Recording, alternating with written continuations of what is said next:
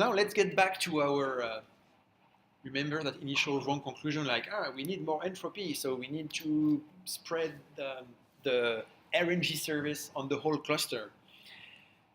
So what we could do like Docker service update RNG dash replicas 5. It might work. It might also not work, because when we do that, nothing guarantees that we will get one container per node. So instead, we are going to use a special scheduling mode in SwarmKit called global scheduling. Global scheduling means I don't care about having one container or 10 containers or whatever. I care about having one container per node. So if I have 3 nodes, I get 3 containers, one per node.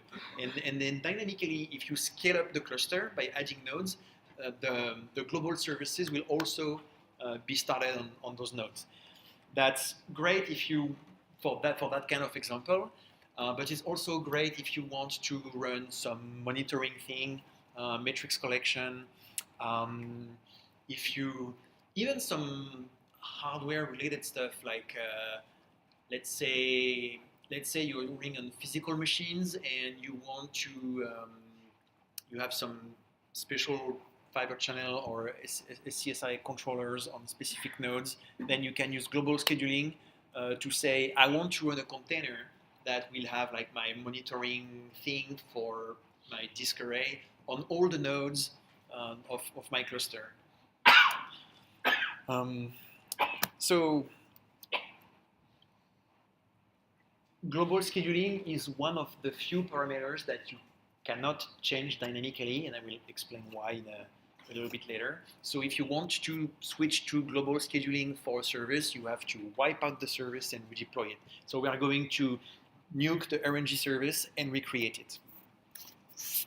Okay, so Docker service rm RNG, and then Docker service create -- network Docker coins -- name RNG -- mode global. The opposite of mode global is mode replicated. -- mode replicated would be the default mode. And later we can imagine other modes like maybe -- mode batch or -- mode, I don't know. And then I have to give the image name. So localhost 5000 / Docker coins _ RNG : v0.1.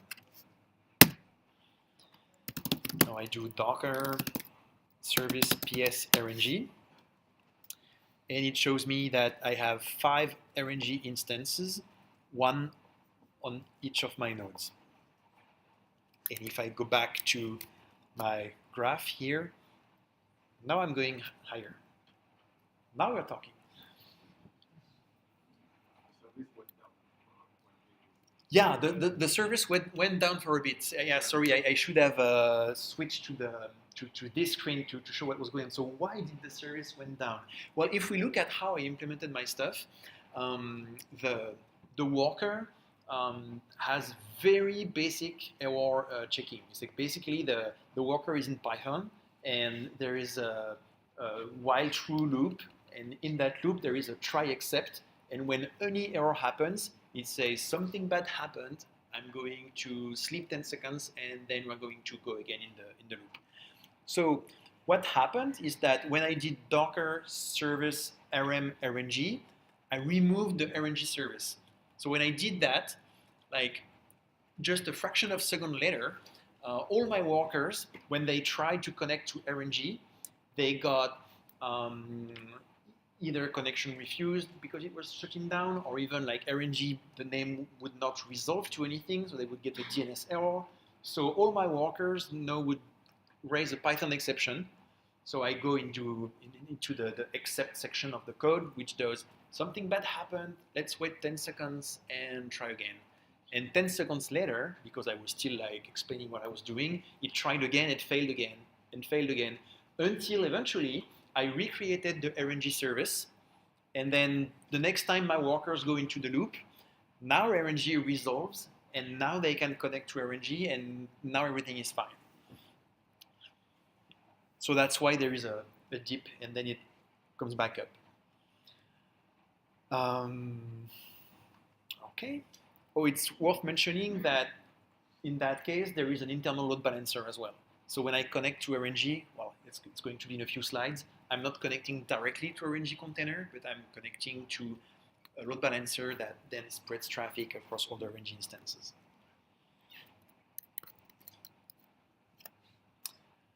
So why can't we just like Docker service update RNG dash dash mode global?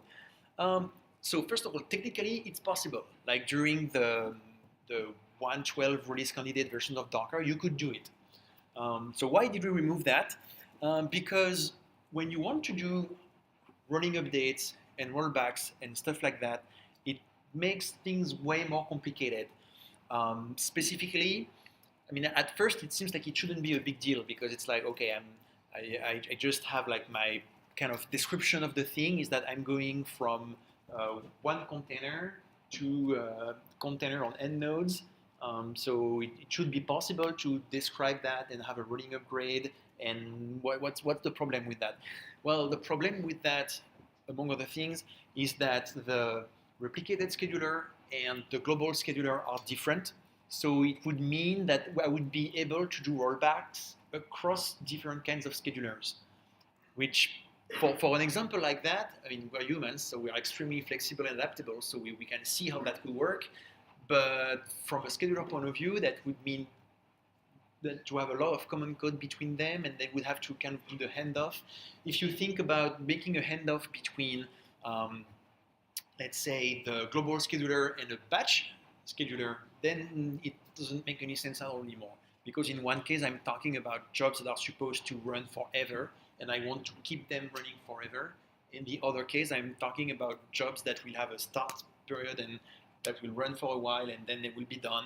And I just want to run like maybe 50 of them, and I don't care if they all run one after the other or simultaneously or whatever. And so doing a rollback between that and jobs that run continuously doesn't make any sense. So we're going to try eventually to find a way to allow updating like back and forth, but for now we decided, okay, let's keep things simple. Or to put things differently, we thought that the ability to roll back was more important than the ability to switch between schedulers.